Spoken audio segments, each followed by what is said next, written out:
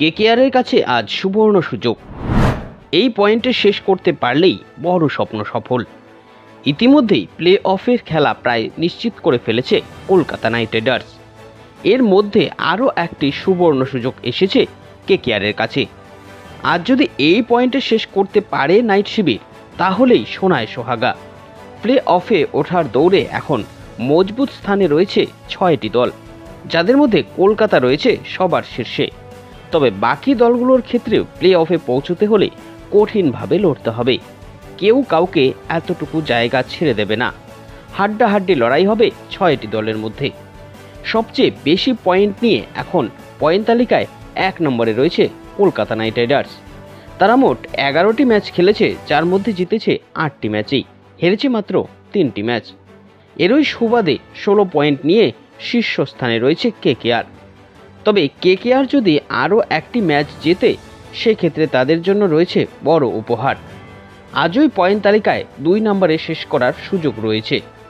এছাড়াও সুযোগ থাকছে 2024 সালের লিগ তালিকায় শীর্ষে থেকে প্রতিযোগিতা শেষ করার। আর এই দুটি ক্ষেত্রেই বিশেষ সুবিধা পাবে দল।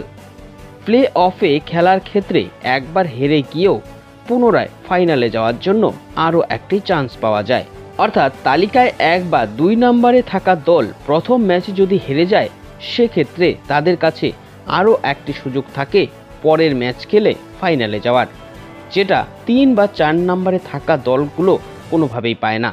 তাদের পরপর 2টো ম্যাচ জিততে হয় ফাইনালে যেতে হলে, আর ফাইনাল পেতে হলে জিততে হয় পরপর 3টি ম্যাচ। আজ এবারের আইপিএলে ঘরের মাঠে ইডেনে শেষ ম্যাচ খেলতে নামছে নাইট বাহিনী। প্রতিপক্ষ রয়েছে মুম্বাই ইন্ডিয়ান্স। মুম্বাইয়ের বিরুদ্ধে শেষবার ওয়াংখেড়েতেই কিছুদিন আগেই কলকাতা জয়ী হয়েছিল। এখন দেখার বিষয় যে আজকের ম্যাচ খেলে সেই সুবিধাজনক জায়গা দখল করতে পারে কিনা কেকেআর। তো এই বিষয়ে আপনারা কি মনে করছেন?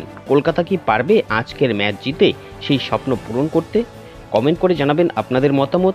আপনি যদি ইউটিউব থেকে বর্তমানে এই ভিডিওটি দেখছেন, সেক্ষেত্রে চ্যানেলটিকে সাবস্ক্রাইব করে রাখবেন, আর ফেসবুক থেকে দেখলে পেজটিকে ফলো করে রাখতে ভুলবেন না।